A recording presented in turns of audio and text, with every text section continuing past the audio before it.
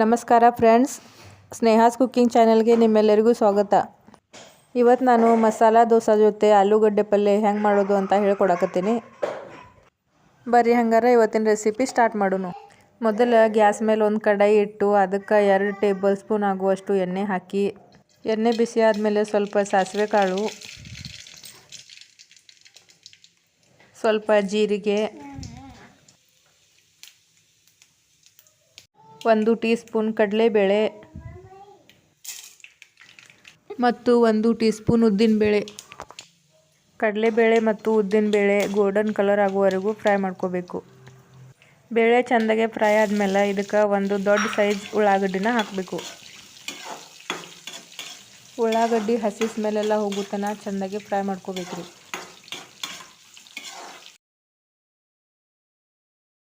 ಈಗ ಸ್ವಲ್ಪ ಕರಿಬೇವು ಹಾಕಿ ಎಲ್ಲ ಚೆಂದಾಗೆ ಮಿಕ್ಸ್ ಮಾಡ್ಕೋಬೇಕ್ರಿ.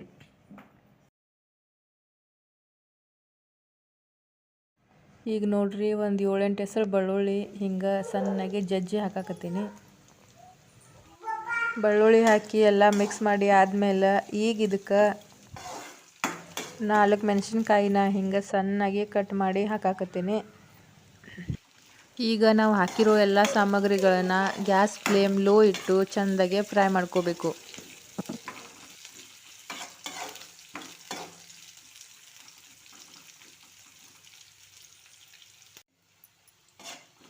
ಉಳ್ಳಾಗಡ್ಡಿ ಮೆಣಸಿನ್ಕಾಯಿ ಎಲ್ಲ ಫ್ರೈ ಆದಮೇಲೆ ಈಗ ಇದಕ್ಕೆ ಸ್ವಲ್ಪ ಅರಿಶಿನ ಪುಡಿ ಮತ್ತು ರುಚಿಗೆ ತಕ್ಕಷ್ಟು ಉಪ್ಪು ಹಾಕಬೇಕು.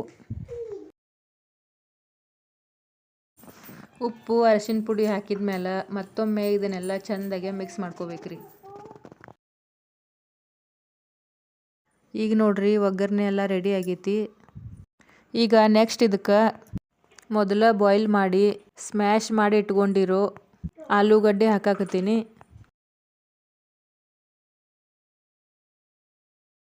ಈಗ ಇದನ್ನು ಗ್ಯಾಸ್ ಫ್ಲೇಮ್ ಕಂಪ್ಲೀಟಾಗಿ ಲೋ ಇಟ್ಕೊಂಡು ಚೆಂದಾಗೆ ಮಿಕ್ಸ್ ಮಾಡ್ಕೋಬೇಕ್ರಿ.